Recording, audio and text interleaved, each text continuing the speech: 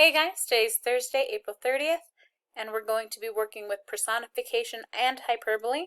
So a quick reminder, personification, giving human characteristics or traits to objects, such as talking, feeling, or moving.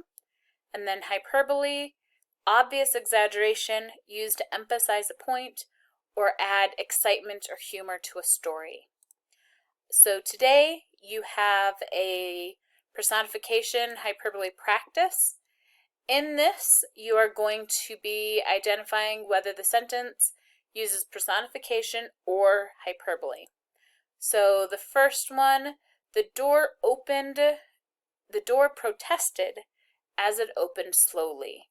Okay, the door protested. Well, that is personification. Okay, because a door can't protest. It doesn't have any actions or feelings or anything.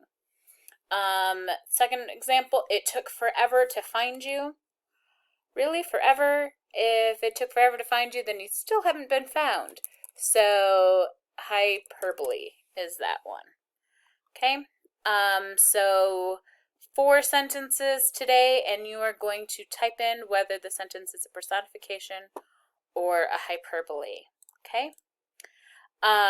In Number the Stars today, you are reading chapter 15. We're really close to the end of the book. So you have the choice to listen to the story or read it. Okay, so chapter 15, no assignment today, just reading. And you've got your personification hyperbole practice. That's it for today, guys. Again, keep sending me questions if you got them. And I hope you're doing well. We'll talk to you tomorrow.